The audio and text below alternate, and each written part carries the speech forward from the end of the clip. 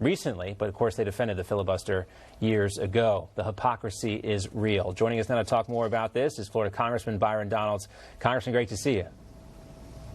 Great to see you. All right. I mean, you know, I think deep down inside, since you know the history on this with the judicial filibuster, I know some Republicans are kind of daring Democrats to do this because the pendulum swings back pretty fast, doesn't it?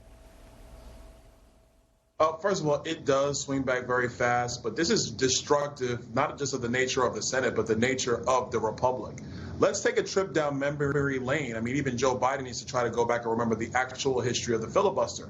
The filibuster on judicial nominees was put in by Democrats, and Democrats wielded it and used it. The use of the filibuster since Joe Biden was in the United States Senate has overwhelmingly been used by Democrats. They never called it Jim Crow. They never called it racist. They're doing it now because they want to pass their radical agenda. And the only thing that stands in the way of them are 10 Republican senators who simply don't agree. If they get rid of the filibuster now, it will be destructive of our republic, which is really the one thing Joe Biden only cares about. He wants his way, he wants his agenda, and I find it to be outrageous that Kamala Harris used the filibuster when she was in the Senate, Barack Obama used the filibuster when he was in the Senate, and Joe Biden used the filibuster all the time, including, frankly, blocking conservative Supreme Court nominees using the filibuster and weaponizing the filibuster to do it too. Well, Barack Obama was in the Senate for like 15 minutes, but we do have a clip of his defense of the filibuster back in 2005 as well. Here he is.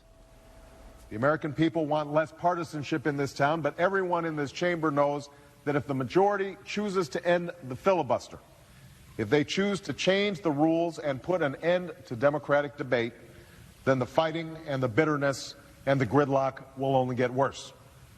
Now, Congressman, when you strip away the racial aspects of this and the Democrat and Republican aspects of this, the reason why the filibuster exists is to protect minority rights. The reason why the U.S. Senate exists is to protect against the tyranny of the masses. The reason why we have the Electoral College is to protect against the same thing. But when it's inconvenient for Democrats, they have no problem with throwing around racism when it comes to this issue or with Washington, D.C. and statehood for the District of Columbia. You're absolutely right. There is nothing racist about the filibuster. There's nothing coming from the Jim Crow era about the filibuster. And if the Democrats want to talk about Jim Crow, they need to go back into the history of their party, because it is their party that actually created Jim Crow policies in the South.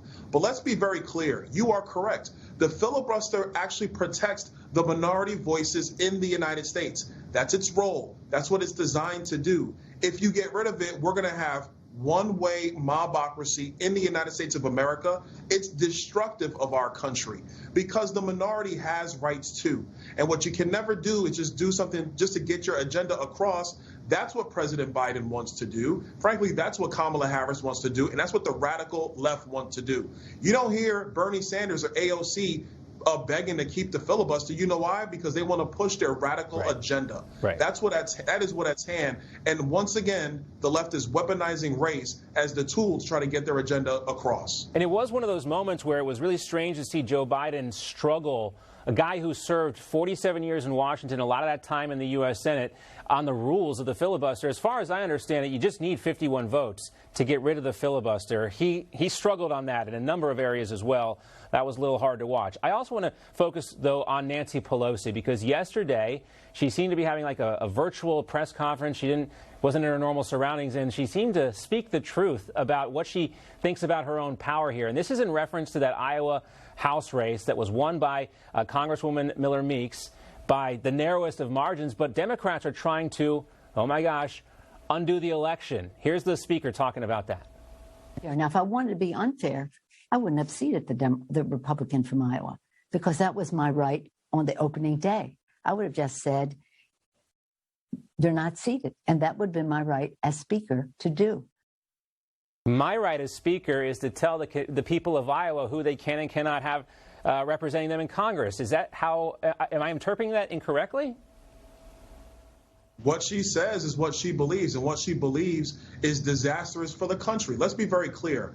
Mariannette Miller Meeks, her race was certified by the state of Iowa. It went through 3 recounts. Her opponent, the Democrat opponent that lost that race by 6 votes, never took any of this to court. She doesn't want to go to court because she knows she'll lose in court. Where does she want to go? To the House of Representatives, where Democrats have control. And so now the Democrats, through the shadows, when everybody's talking about what's going on the border, which is important, when people are talking about coronavirus, which is important, what they're trying to do through the back door is remove a sitting member of Congress. And I don't really care what Nancy Pelosi says. That vote has to go to the House floor. Republicans and Democrats are going to have to vote on this measure. And that's going to be very interesting to see if Democrat members of Congress, not even radical Nancy Pelosi, but I'm talking about the ranking file members, are they going to vote to undo an election in Iowa's 2nd Congressional District?